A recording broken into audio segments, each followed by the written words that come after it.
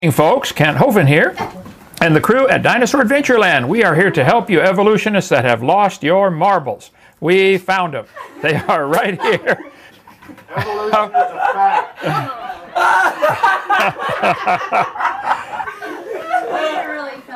Oh, I did. It's the DNA is incredibly complex, but I'm trying to get you to see a bigger picture. Comparing similar DNA between me and all other Norwegians might prove there are genetic markers that all Norwegians have and all Namibians do not have. Okay, that's probably true, but we're still human and we're still interfertile. I get that, Kent, but that's you not don't get it. You do not get it. Humans produce humans. You don't get it. DNA is complicated, and there's a lot we don't know, but this we do know.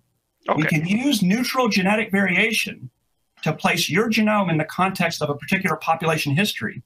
And Sure. the exact same methodology, using that same neutral variation, is the type of variation that I'm talking about when we look deeper into evolutionary history, differences between species or common ancestry between species and families, etc. It's the same technique. I understand, heard every word, and understand. Now, so the similarities that I have with other Norwegians, even though I've never been to Norway, that same type of data you're going to use to prove that humans and grass are related if you go back far enough. Is that your variation? Yes, and there's a reason for that, because it's the same process.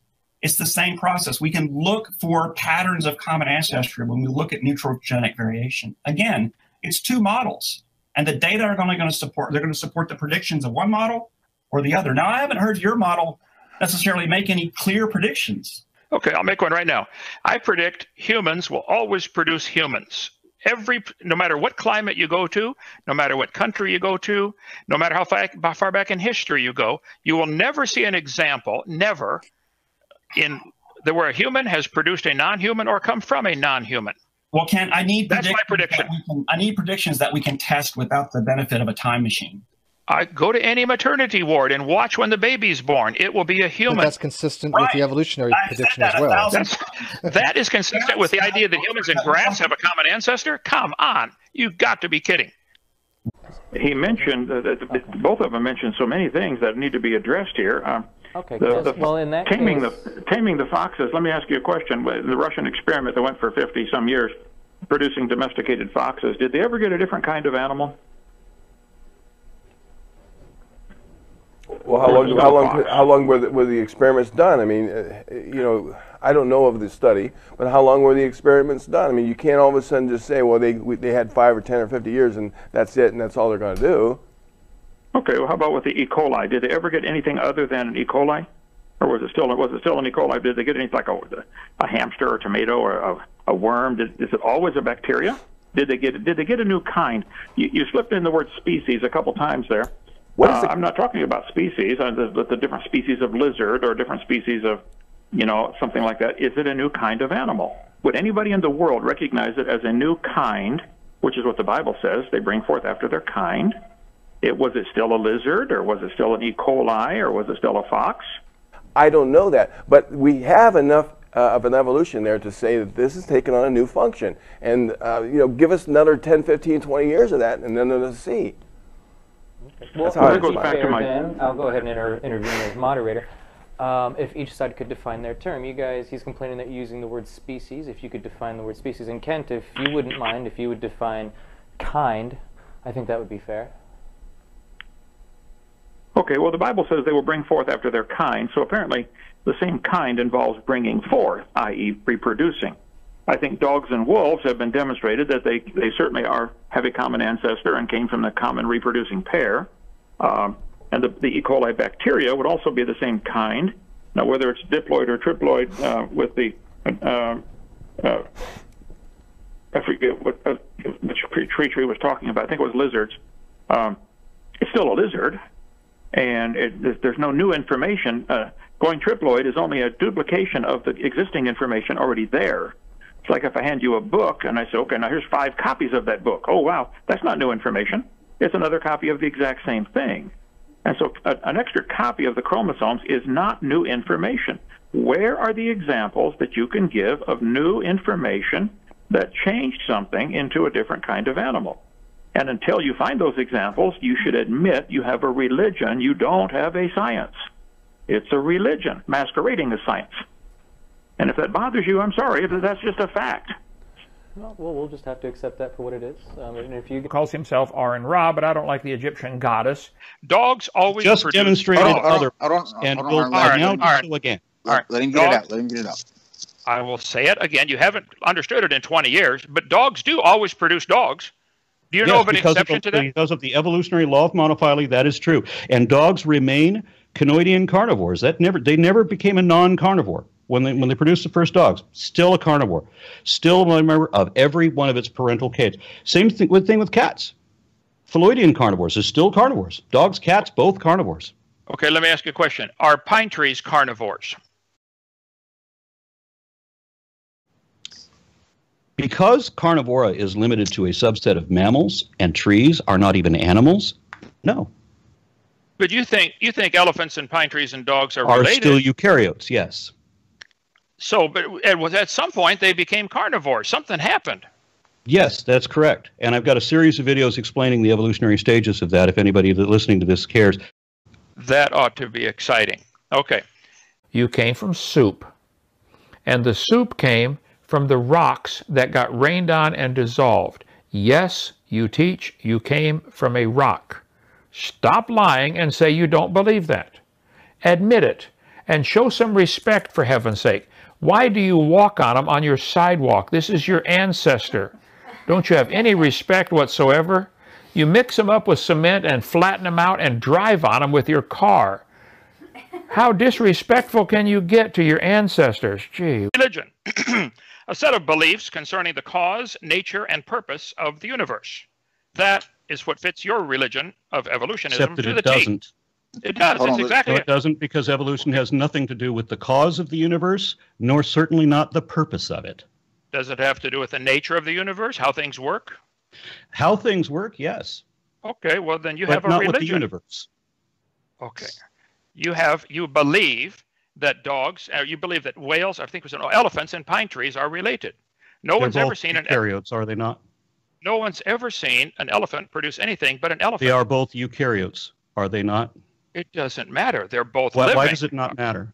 They're both above ground. They both ingest gases. But they're both eukaryotes, correct?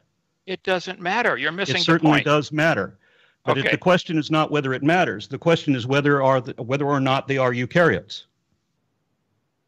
You're missing the point completely. No. You are missing the point.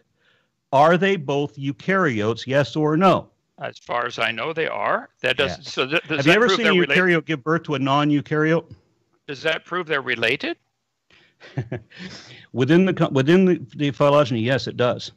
Okay. Now, since you keep talking about phylogeny and said this is your area of expertise, I would like to just ask you. You were on a show called The Non Sequitur, which I think is classic. A non sequitur is a conclusion or statement that does not logically follow from the previous argument or statement. Okay. I think we can give examples of elephants producing elephants and pine trees producing pine trees. It does not logically follow that they are related. Correct your idiocy. You have no idea, Aaron. You have no idea what you're saying. I will help you here.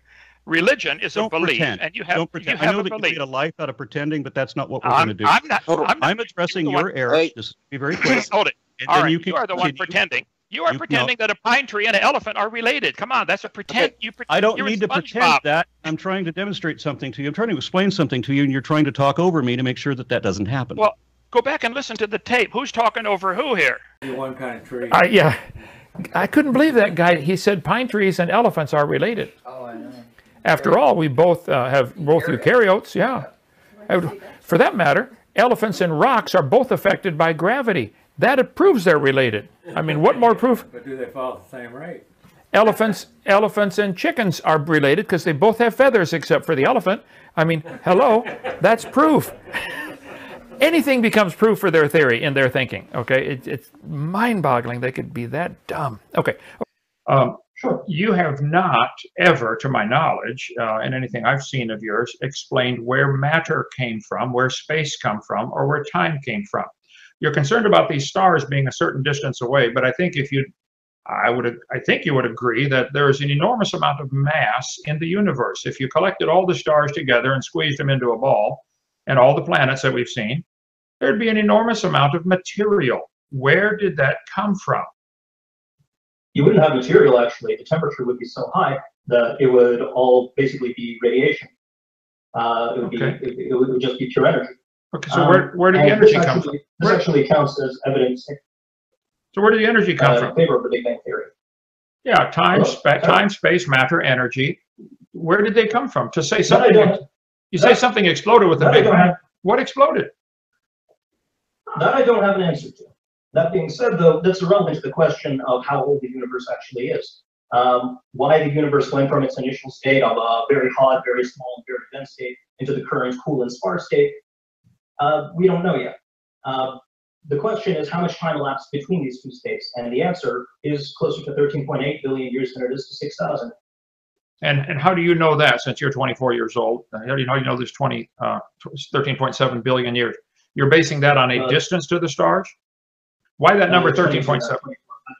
But no, as I say, it's the Friedmann equations and the observation of the cosmic microwave background radiation.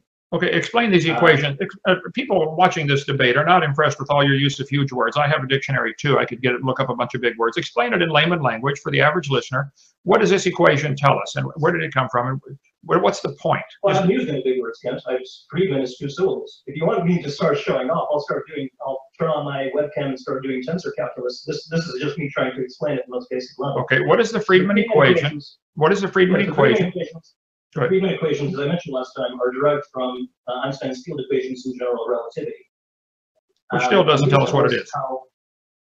Sorry? That still doesn't tell us what it is. Well, I'll tell you if you let me. Yes, please do. Okay, so the Friedmann equation tells us how the space and how the universe changes based on the energy density of different parameters. How much mass is there, how much radiation is in the universe, what the relative concentrations of these things are, and how the universe can be expected to change in its shape and its size based on these parameters. Okay, let's take that one bite at a time here now. Are you saying the universe changes its shape and behavior? What exactly is the shape of the universe, and what is beyond that shape? Not its behavior so much. It's shape and whether it expands or contracts. So what is beyond the edge of this expanding and contracting universe that you envision? What is beyond the edge of it? It's not clear as to whether there's an edge or not. There is an observational edge, and this lies at the cosmic horizon. But beyond that, there's nothing that we can say by definition, since that falls outside of the observable universe. I can only speak with confidence about what's inside of the observable universe. Okay, so this Friedmann equation tells us that if we have increased energy or increased mass, the shape of the universe changes. What on earth does that have to do with anything you're talking about here? Well, when you take into account the distribution of different parameters, things like the amount of radiation, things like the amount of mass, and you get this, by the way, through an examination of the cosmic microwave background radiation. Once you have these parameters and you plug them into the equation, you can determine to what extent the universe has been expanding, and you're able to derive from this equation the age of the universe. If you know how quickly it's expanding, and you know how the distributions have been changing over time, then you can. It's very trivial to calculate how old the universe is. Okay, now very simplified. Hang on, my 8-year-old grandson. My 8-year-old grandson is watching this. You're saying that some equation tells us that if we add more energy, the distribution of the material, the mass of the universe changes. That's like, duh. If you drop a hand grenade in a room, the distribution of the material changes by adding energy. That's still not proving any age. What I said that the different parameters, like things like the amount of radiation versus the amount of mass. Okay. So if the amount of radiation changes by adding energy, so what? No, add energy. You transfer between different types of energy. Okay, yeah, there's different types of energy. I agree. Yeah. But the point is, if you convert between these different types of energy, then if you do it to a sufficient extent, then the behavior of the universe is going to change. If you have more of this, the universe will expand. If you have more of that, the universe will contract, and so on. And the Friedmann equation tells us how exactly this works and how quickly these things are changing. That's wonderful. If you add energy, things expand. You can add energy to a room and the air expands. Ask any weatherman. They understand that very well. Not necessarily. No. You can. There are ways of adding energy and making things contract. If, for example, you were to have a lot of this energy, some of the pure energy coalesce into mass, it reaches the threshold energy to generate mass. And the mass has a gravitational pull, then things start to contract rather than expand. Oh, wait. You need to understand how these various. You have to understand how these various parameters. Okay. Let me see if I understand what you said. You're saying that energy can be turned into matter. Is that what I heard you say? And where has this been demonstrated? Just energy. Let's take all the heat energy you want. What matter is that going to produce? Are you familiar with the equation E equals mc squared? I am indeed. Okay, then it should be trivial as to how this happens. The process can go in both directions. You can. Okay, I'm asking you, where has it been observed? Energy equals mass times the speed of light squared, which is what C stands for. That was Einstein's idea. And it may certainly be true, but you're saying that goes both ways? If it does, if the energy can be turned to mass, where has this ever been demonstrated? I think mass can be turned to energy all the time. You can burn up a wood pile and get a lot of heat out of it and reduce the mass to energy, but where can you get the energy to turn into mass? I'd like an example of that, please. The wood pile thing is not an example of E equals mc squared. That's a chemical reaction. Okay, but it's an example of mass being turned to energy. I would like you to show me or tell the audience, where has energy, just energy, ever been turned into material, mass, something solid? Inside of particle accelerators, you can get masses very small masses, and the sum of those masses was, let's say, less than x. And you get these masses going very quickly. You add energy to them without actually, changing the mass state. They still have a constant rest mass. Think what you're saying. You take a. Okay. Hold on. You take these two masses, and their total mass is less than x. And you speed them up and you crash them together, and then the end result is a mass that's greater than x. And you get this because of the energy that you've added to them as a result of them speeding up. So the energy, your contention is you speed up two particles, crash them into each other. The result weighs more than the initial two particles. You started with two particles. What if you start with nothing, just energy? If you start with just energy, you can't have your two particles. You can't have your two particles. Just energy, turn it to mass. Where has this ever been done? The Casimir effect is one good example. Explain that to the average audience. Well, for the average audience. Well, you have a vacuum, and the vacuum has a ground state. That's the minimum amount of energy that any system can have. And this ground state, it basically has a certain amount of energy. And from this minimum amount of energy, you have particles and antiparticles popping in and out of existence. And this has been demonstrated with experiments like the Casimir effect, where you have the result of this vacuum energy causing two plates that are close enough to each other in order to be affected by this ground state, clamping shut together in accordance with predictions, and without anybody actually adding any energy to it. It's a consequence of these virtual particles. Okay, are these two plates that are clamping together, are they made of material? Are they visible? Yes. So you're starting with material. I would like you to have nothing to start with except energy. There's nothing between them. That's the point. There's nothing between these plates. And this supposedly nothing causes something to happen. The plates end up clamping together. Other than just a vacuum or a magnetic reaction or a... There's just a vacuum there. There's nothing else. Okay, so we know that magnetism, which we cannot see, will cause two magnets to clamp together. I know, but we know that a vacuum between two objects will cause them to clamp together. So you're saying there is something else. The vacuum has a certain ground state, as I said. And so I don't remember the exact details of how the experiment goes, but as a result of these virtual particles, the plates do end up clamping together. And do you think an example like that is enough to put your trust in that the whole universe, everything we see with trillions of tons of material, was created out of nothing in that manner? When did I say that it was, Ken? What now? When did I say that? Sorry? Well, I was asking you, where did the material in the universe come from? And you give an example of this Friedman equation and matter popping in and out of existence. Is that satisfy you that the whole universe came to being this way? Ken, hold on. The way this conversation went was you asked me to demonstrate how old the universe was. I went into a conversation about the Friedman equation. We started talking about the composition of the universe via things like energy and mass. And then we got to Einstein's equation, and you asked for an example of how energy can be turned into mass, which is what I just gave. So at no point was this. At no point was what I just told you a premise for an argument of the universe coming from nothing. There are some models that do suggest that this may be the case, but nobody's saying that this is something that's as firmly confirmed as the Big Bang theory. So let's not equivocate here, Ken. I'm not equivocating. I'm trying to draw it out of you that you have an intense religion, not a science. Nobody's ever seen any of the universe pop into or out of existence, or without incredible energy input to create this energy vacuum or whatever you called it that caused the two plates to clamp together. This was all done in some machine made by some man, I'm assuming, with some intelligence. This doesn't just happen by itself. So back to my original question. That's not the point. Ken, you're missing the point. No, I think I've got the point really well. Hold on, you're equivocating between what I'm trying to demonstrate and what you want me to try to demonstrate.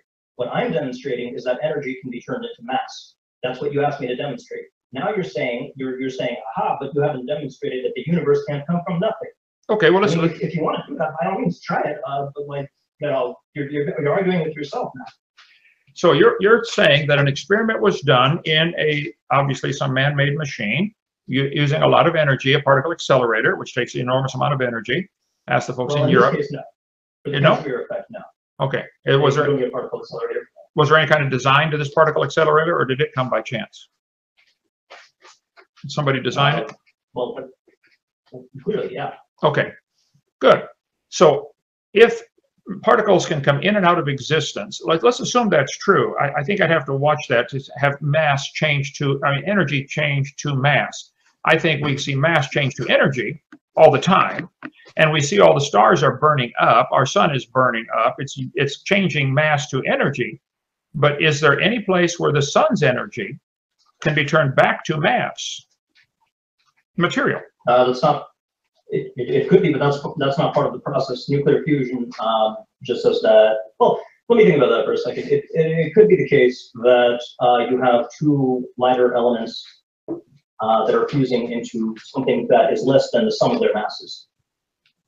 In which case, some of that mass is lost to energy. I agree. The mass turns to energy. You're missing it. Okay, but you have to understand the equal sign points in both directions. Now, whether or not this happens in the sun, I don't remember at the moment. But I do know that, at least in the case of the Casimir effect and other similar experiments testing quantum vacuum fluctuations, this is all part of quantum field theory. Sure, and it's a theory. For energy to turn into mass. It's a theory. I'm asking, where has this been observed? Einstein says the Casimir effect. Well, could it be the equation, the equal sign should not go both directions? It's only observed going one direction. An equal sign is commutative. Oh, believe me, I understand. I taught math for years. I think I can handle an equal sign. But I'm asking you, I know mass can be turned to energy. But you would like the audience to believe, I assume you would like the whole world to believe, this evolution theory, which really would have everything come into existence from nothing. Ultimately, you have to start with nothing and have some kind of material. Where's the material and the energy? You got either one or the other. You got to start with one or the other or both. Where did it come from? I told you already, we don't know where it came from, but that's not what the Big Bang tells us. The Big Bang tells us how the universe came from its initial very hot and very dense state, where there was a lot of energy, into the current very sparse and very cool state. Okay, so would I be safe to say that you do not know where the initial energy came from to heat up this speck or whatever?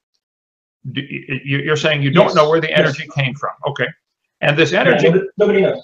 Nobody knows. Okay, no, I'm asking. I'm trying to get it clear for the listening audience. I doubt you're going to get it. All of what is currently all of the galaxies, all of the stars, all of the planets, my metal Chevy van, everything existed in a state of energy in one little speck. What do you call it? How big was this energy spot? It's not clear. Just really small. Extremely. I would have to look it up. I can't tell you exactly. Maybe it was 1 Planck length. Okay, so my my old Chevy van and the whole universe and all the planets and all the stars existed in a extremely small spot of energy. Do you really believe this, Crocoduck? I mean, are you serious? You really believe this? What's the matter? What's the matter, Mr. Hovind? Does it tickle your intuition? It tickles my funny bone. I think it is so stupid, like beyond capital S stupid. I am amazed an intelligent person would believe such a thing. You have to go to school for years to believe something that dumb. This is what they're teaching the kids in the schools. I didn't write this. Okay, I collect the books. How about Discover Magazine? Was your ancestor a sea sponge? Discover what? Discover how stupid you can be? What are you discovering here? What incredible faith you have?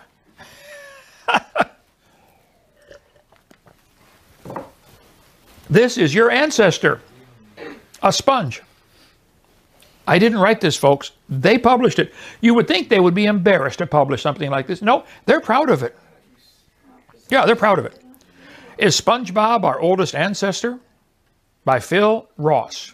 Philip, you should be embarrassed of yourself. You're totally embarrassed. Call me up, 855-BIG-DINO, extension 3. I'll talk to you, I'll comfort you, I'll console you, and I'll guide you into the light, okay? Sea sponges may have played a key role in evolution of life on Earth. It's difficult to imagine that man could have evolved from an organless, multicellular sponge. You can take a sponge in a blender, blend it up, dump it out, it'll reassemble into a sponge, or make multiple sponges. Yeah, a living sponge. Each cell knows how to build the whole body.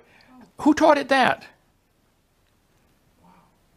So you can blend it up, make sponge nog. Then again, that's what hundreds of millions of years of natural selection will do. You are dreaming. Somehow adding hundreds of millions of years will turn a sponge into a human. Am I misinterpreting what he's saying here, or do I have it right and it's just stupid? I think I got it right. That's what he meant to say, and it's dumb. Real dumb. Okay. According to a new study published in the journal Nature Geoscience, we can thank our square pants friend from Bikini Bottom for paving the way for more complex life on Earth. There's Grandpa right there, right up on the shelf. Grandpa. Just imagine your great-great-grandpa was a sponge. Do you even get embarrassed at all? What? You would think they would. Never mind. Here's General Science textbook right over there, Jeff, by you. Shows a picture of a tarsier, a little monkey with big eyes and big ears, okay? Itty-bitty monkey. It says, 30 million years ago, these critters evolved. Let me translate that for you. Long ago and far away. Boys and girls, a fairy tale's coming next. Anytime you see millions of years ago in a book, it means a fairy tale is coming next. Count on it. That's what it means. That's your clue. Oh, this is story time. Go ahead, teacher. I'm listening. It's imagination time. That's all it is. It says they're ancestral to both humans and modern apes. Now hold it. 30 million years ago, tarsiers evolved into both humans and modern apes. Grandpa? Well, what big eyes you have, Grandpa. The better to see you with, my boy. What big ears you have, Grandpa. The better to hear you with, my boy. And I'm just wondering why. Well, I would go back to all we have for science is observation, testing, demonstration. Go ahead and show me. Okay. How are you going to turn your hoofed animal into a whale? Huh? Would you agree? Did you describe it over time? Well, do you... In the individual microevolutions? Do you understand how whales breathe? Through a blowhole. Do you understand that that blowhole goes to their lungs? It does not go through their esophagus. Okay, I don't see where you're going with this. Okay. They eat through their mouth, which goes straight to their stomach. It is totally unconnected, different tube than the lungs getting the air through the blowhole. You, however, and I both eat and breathe through the same orifice called mouth. And then you have to have a special flap, a valve called the epiglottis, to change it if it's going to go to the stomach or the lung. Its body is arranged in a different way, so that it couldn't have come from a hoofed animal that lived on land. how could this hoofed animal on land, which has one orifice like a mouth going to two different things with an epiglottis, how's he going to develop a blowhole that is a completely separate new tube? How's it going to live in the meantime? And where is the evidence? Slowly over time. And where's the evidence for this? They have fossil records. How can this physically work? I don't understand how the cow. To tell you the truth, I don't know how every single macroevolution happened, but just because I don't understand it, it doesn't mean it never happened. I mean, I don't understand how a camera works either. That doesn't mean it doesn't work. Okay. Well, that's, I guess, my whole point, Jerome. What you have is a very sincerely held, strongly held belief that it can happen, in spite of the fact you have no provable evidence. Nobody's going to ever... Other than the intermediate fossils? Well, as I point out clearly, nobody's ever refuted. You can't prove those fossils had any children. You certainly can't we'll prove... just call it a theory for now. Okay, well then we're back to the main point. Where's the evidence? So do you agree evolution can be taught as a theory? No, there's way less than a theory. It's called a hypothesis. I could get a hypothesis that a cow could jump over the moon. So then I get in order to become qualified as a scientific... There's nothing suggesting that a cow can jump over the moon, though. Well, that's my theory. My theory is if we give that cow a bunch of vitamins, he'll be able to jump over the moon. So there is nothing supporting that. There is nothing at all supporting that. So therefore, it's going to simply stay a hypothesis. There you're back to your magical, if I said, Mary Poppins flew rapidly through the air, you'd say that's a fairy tale. That's not, I agree. What would be the science behind it? What if she flew slowly through the air with her umbrella? Sorry, I lost you there. Would you say it one more time? Well, if Mary Poppins flew quickly through the air with her umbrella, you would say that's... I would say, how does the umbrella work?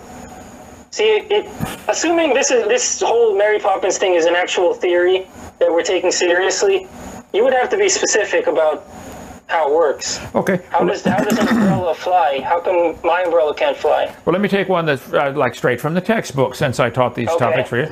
Okay. The textbooks have pictures showing that a frog slowly turned into a human. If I told you if you kiss a frog, it will turn to a human, we would all agree, I would hope you would agree, that that is a fairy tale. It doesn't happen, okay? But you think if we give the frog millions or billions of years, it can turn into a human. I can show you from textbooks that you probably went to school and learned from, since you have a BS in... They say the frog turned into a human, or they say the frog and a human share a common ancestor? Well, a frog-like ancestor turned into a human. Sorry, I lost you again. Can you repeat that? A frog-like ancestor, some type of reptile, fish, amphibian, reptile, mammal is the series they teach, FARM, F-A-R-M. So, yes, they do teach that reptiles turned into humans. So, that one particular frog did not turn to a human, but the frog kind turned into the human kind slowly. But yet you would agree if the frog turned into the human kind quickly with a kiss or something, that's a fairy tale, but somehow adding time seems to solve everything in your mind. I'm baffled that you can believe such a thing. Allow us to evolve these corn or strawberries or whatever.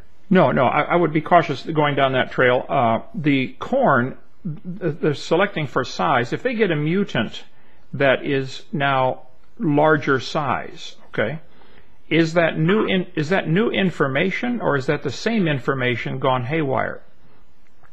There's no new. The corn didn't turn into a strawberry or banana or elephant. It is still corn. It's still recognizable as corn. So I don't think the mutation actually added anything. It accentuated something that was already existing. So I don't think that process is going to offer any hope to those who want all of humans to come from rocks over 4.6 billion years. Okay. I think.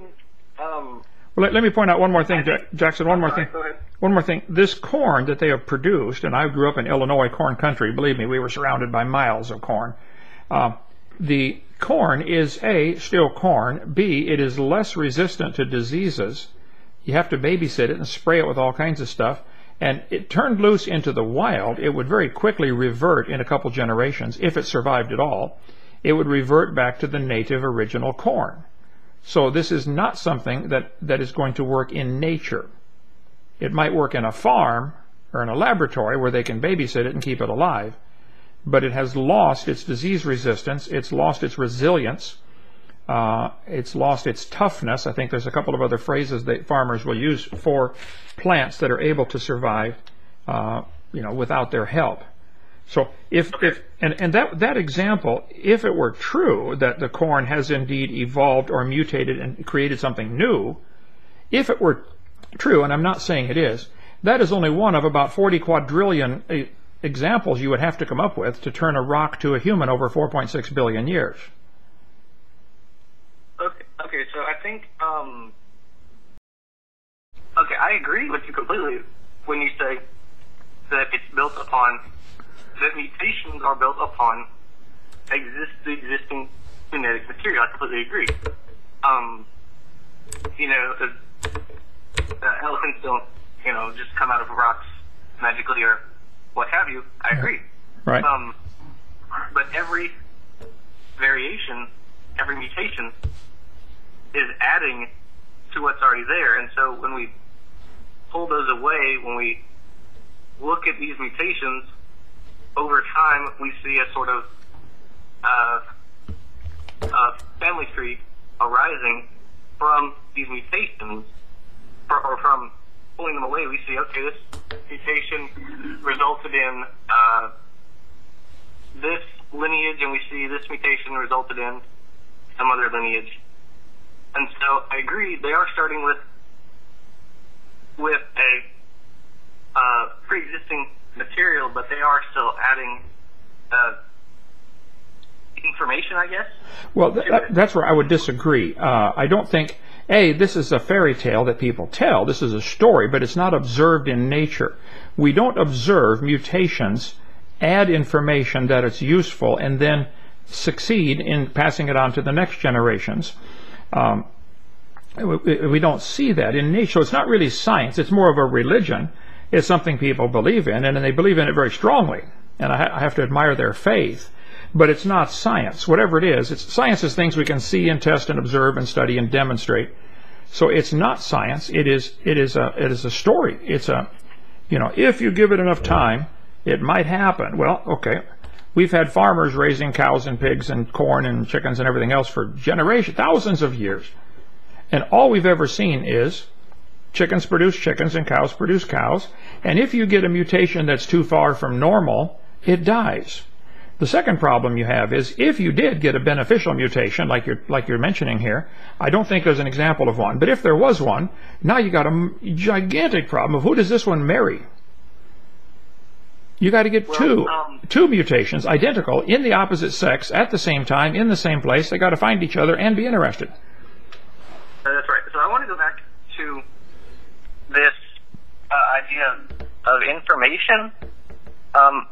Can you give me a definition of that word? Does that just mean genes?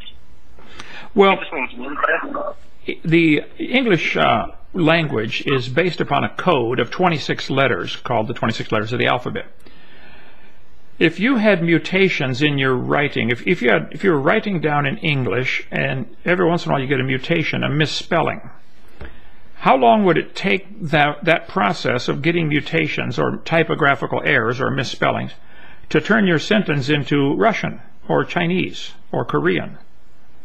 Well, it won't happen. It doesn't happen. It can't. I mean, we can... I'm sorry.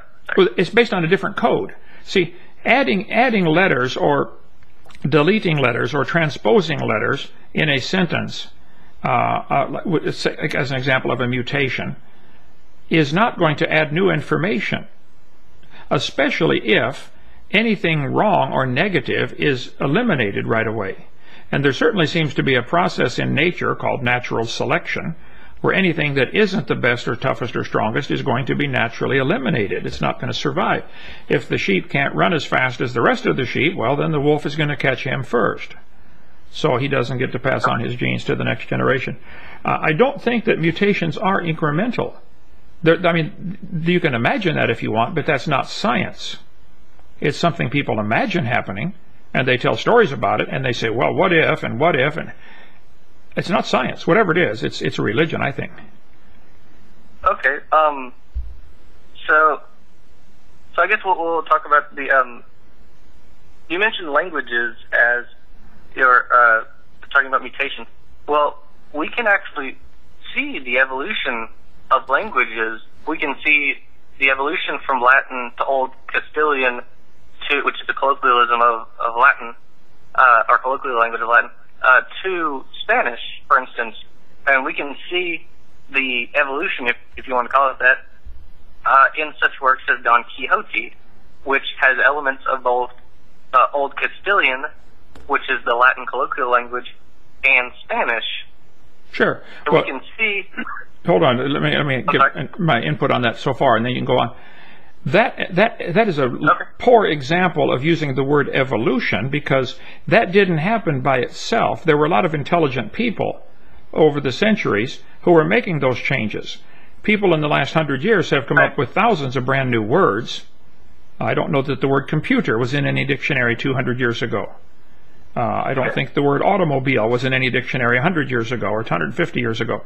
So yes, we are our English language is evolving, if that's what you mean, but it's happening as a result of a lot of intelligent, or sometimes not so intelligent, input. So the Latin slowly evolving or morphing into the Spanish or any of the modern Romance languages this is not happening by itself. It's happening because of intelligent input. That is not an example of what might happen in nature to turn a frog to a prince, or to turn a rock to a prince, which is what evolution really teaches. I mean, ultimately, you have to start with a rock. 4.6 billion years ago, the Earth cooled down. It was a hard, rocky crust. It rained on the rocks for millions of years, turned them into soup, and the soup came alive. And that first life form slowly became humans. I mean, that is exactly what the story says. You know, I've got the textbooks. I'm surrounded by a library of these textbooks that teach that. So, I believe you. The changes that we see from Latin to Spanish is A, not going to help for the evolution of living forms. B, it's an example of intelligent input causing this to happen. Like the automobile turning into from the Model T to the Lincoln Continental. Well, that didn't happen by itself. A whole lot of engineers designed things and made them better. So that was an example of creation and intelligence. So I'm sorry, go ahead, I interrupted. No, that's fine. Well, I was just making the analogy with language. Right. That wasn't meant to be as, like this is a dead. A proof. It's not a proof. Example of evolution. So I'm just making an analogy. As for the mutations, they are incremental. Everyone has approximately 130 mutations in their zygote alone, and the majority of these are neutral. That is, they don't express themselves, and this is understood in Kimura's neutral theory or neutral theory of mutation, I believe it's called. And so when we look at evolution over the billions of years, and we look at it in retrospect, and it seems kind of difficult to imagine that the single-celled organism eventually unconsciously gave rise to multicellular organisms and then to amphibians, etc. But we have to realize, looking at that in retrospect, in every generation throughout evolutionary time, there was no conscious foresight of what any organism is going to turn into. Every organism was just going through mutation, natural selection, and speciation, and it ultimately resulted in us as well as all the other organisms. Well, no, hold on. No. You think it ultimately did that. You don't know that. That is how the story goes, but that's not science. Nobody saw this happen. Nobody sees it happen today. It is a religious teaching that single-celled organisms became humans over slow periods of time, over billions and billions of years. That is certainly what you're being taught, and that is what you voiced here, but that is not part of science. I can just as easily say that in terms of grasses and humans and just say, well, yeah, they evolved from a common ancestor, but they're both still eukaryotes. You misquoted me to start. I did not say grass becomes a human. I said what he just said. He believes, and he admitted it, grass and humans share a common ancestor. Sure, but they're still just eukaryotes. It's my turn to talk. You said, and you still believe, right this moment, you believe grass and humans have a common ancestor. I did not say grass becomes a human. I said exactly what he said. That's what he believes. Now, he said grass is a very evolved species. As far as anybody's ever observed, grass produces grass. Now, somebody might try to selectively select, they might try to select certain characteristics like faster growing if they're in the lawn business, or, you know, short grass for golf greens or something like that. They probably helped it along by selecting certain traits that they like. People have taken dog species and have selected, you know, smallness to get a Chihuahua and bigness to get something else. But the more they select away from the normal average generic dog, the more problems they get. Most of these varieties of species of dogs, or varieties of dogs that have been selectively bred in the last few hundred years, wouldn't survive 2 days in the woods by themselves. They have to be babysat all the time. Chihuahuas wouldn't last 1 day in the woods. They'd be bear food or buzzard bait. So yes, there are variations within the kind, sometimes some pretty incredible variations. If you only found the bones, probably nobody would think the Chihuahua and the Doberman are related, but they are. They had a common ancestry, and it was a dog. Now, the Bible says clearly that all the animals and all the plants will bring forth after their kind. You haven't shown any evidence. You've shown a model that you have chosen to interpret as, oh, look at this similarity or the difference in the DNA, and you interpret it to mean they're related. But science deals with what we observe, and we observe grass produces grass, and dogs produce dogs, and humans produce humans. Anything other than that is your religion.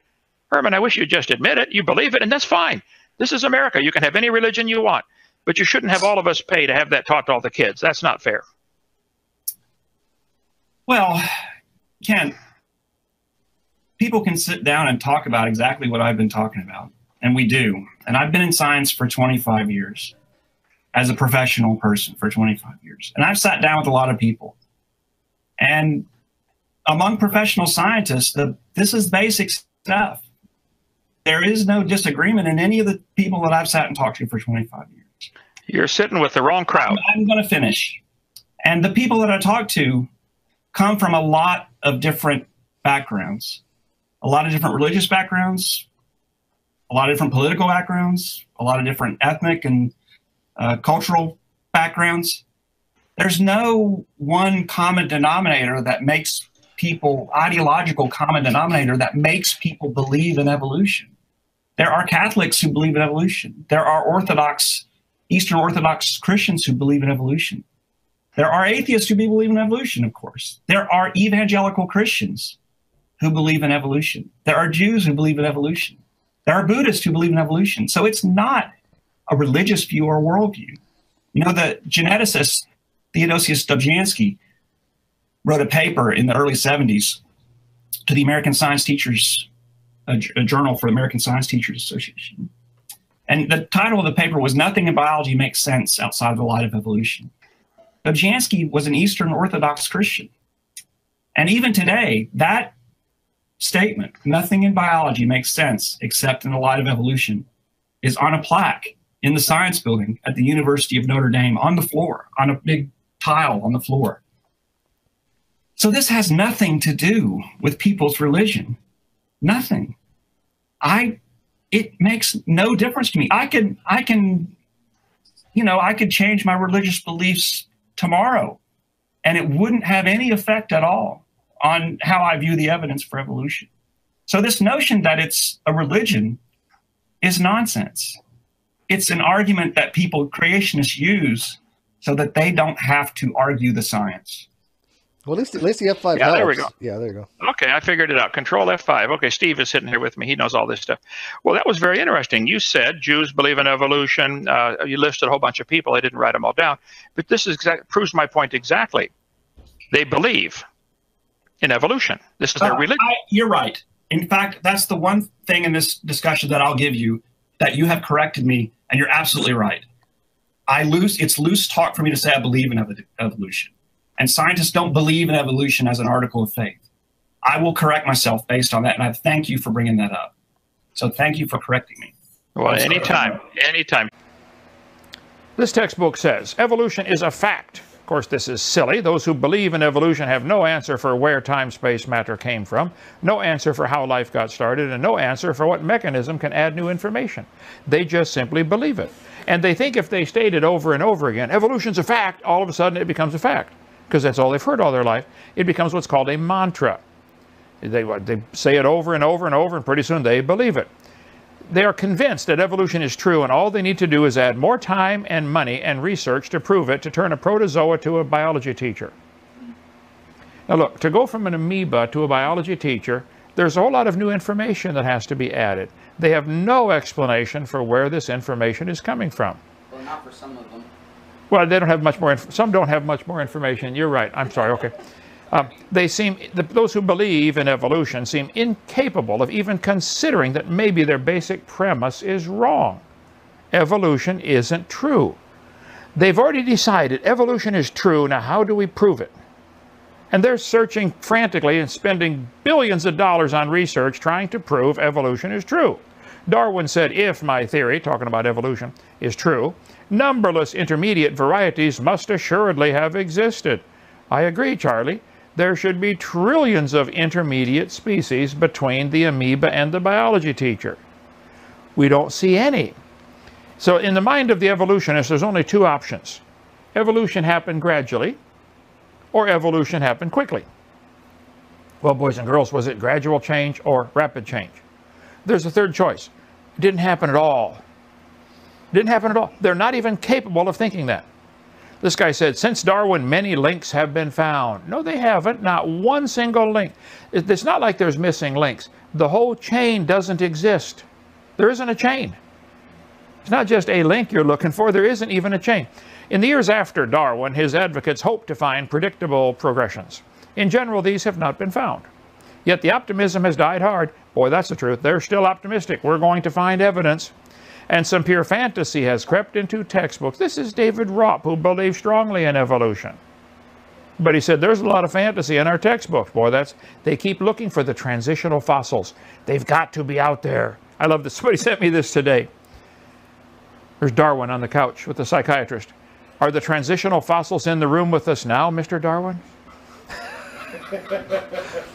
You are delusional if you think there are the whole chain is missing. But the textbooks, they'll put a picture of a whale going to a dog-like animal, and all you got to do is line up the pictures, and that's proof. I mean, in their mind, that's proof. They draw lines on the paper. That's got to be true. In their mind, it happened. Now we just have to find out how. Best evidence for evolution, he responded by saying it is systematic phylogenetics. And he said in his little 3-minute YouTube clip, the only way Hovind can counter that is to meet the phylogeny challenge, which no creationist will ever even attempt to do. Okay, first place, I'll help correct you a little bit here, Arndt. It is phylogenetic systematics, not systematic phylogenetics, but that's okay. According to evolution.berkeley.edu, all life on Earth is united by evolutionary history. We are all evolutionary cousins, twigs on the tree of life. Phylogenetic systematics is the formal name for the field within biology that reconstructs evolutionary history and studies the patterns of relationships among organisms. Unfortunately, history is not something we can see. That is correct. Phylogenetic, from the dictionary, just Googled it on Google here, relating to the evolutionary development and diversification of a species or group of organisms, or of a particular feature of an organism, for instance, the teeth or the bone structure, etc. And I'm holding in front of me, I'll show it from Encyclopedia Britannica 2005, a phylogenetic tree based on the nucleotide differences in the gene for cytochrome C. And they have all these creatures with lines drawn between them showing that a human, a monkey, a dog, a horse, a pig, etc., and a moth and a screwworm and a tuna are all related to a common ancestor. They draw these lines on the paper and that becomes their science. Now, I'm curious, why did they choose to use the phylogenetic tree based on cytochrome C? Why did you make a tree based on the number of chromosomes? Or based on the adult body weight? Or based on life expectancy? Or based on life or gestation period? Or based on average number of offspring, or based on the number of teeth. They have to focus on derived synapomorphies. All of these things are features, and if you do a phylogenetic tree on any of these things, you get a wildly different tree. For example, penicillin has 2 chromosomes. Houseflies and tomatoes both have 12. If you did a phylogenetic tree, you would say houseflies and tomatoes are identical twins. possum, redwood tree, and kidney beans all have 22 chromosomes. They are not identical triplets. Humans have 46 chromosomes, and chimpanzees and tobacco both have 48. So if you did a phylogenetic tree based on anything other than what you want to believe, that there's somehow a relationship, you would get wildly different answers. So I think the evidence shows very clearly that you're choosing and selecting a particular phylogenetic tree that anybody can make up. You can arrange things in any kind of order you want and draw lines between them, but all the phylogenetic trees are nothing but lines on paper that somebody decided to make a relationship. Like you think a pine tree and an elephant are related. That's a line on a piece of paper, Arn. That's not science. Science is something we observe, we study, we test, we demonstrate. Everybody that's ever done it will tell you elephants make baby elephants, no exceptions. Now, if you choose to believe, and I emphasize the word believe because it is a religious belief that you have, that elephants and pine trees are related, that's fine. I don't care what you believe. But I resent paying for that to be taught to all the kids in the school system. That is not science. That's a religion in every sense of the word. Go ahead. In no sense of the word is that a religion, because it is not faith-based, it's evidence-based. And it has nothing to do with any purpose for anything, much less anything to do with the beginning of the universe or what came prior to it. Nor does it require a belief. I would suggest that we both start from not believing anything and just review the possibilities. I have heard creationists argue that a watermelon is 98% water and a cloud is 100% water, and so a watermelon only missed being a cloud by 2%. Or that we could classify an octopus as being an ink pen since it spits ink, and we can classify it as a spider because it has 8 legs. And these are all deliberate attempts to avoid the fact. Again? Avoid the fact of what? That an octopus is related to an ink pen? What? Do you understand the law of monophyly? As I just described, it means that you can't outgrow your ancestry. That means at no point in evolutionary history did one kind, which doesn't exist, ever become another kind, which doesn't exist either. You just told me that elephants and pine trees are related. You do right, believe and they're still eukaryotes, kinds. Aren't they? So that's all it takes. So they're still eukaryotes, aren't they? So that proves they're related. Are they still eukaryotes or no? Yes. Does that prove they're good. related? And they never became a different kind, ever. So your definition of kind would include a pine tree and an elephant as the same kind of creature. Are they both eukaryotes or no? Are you drunk? Okay, then they are both the same kind in that respect, right? Go ask your mama to explain it to you, okay? It's not hard.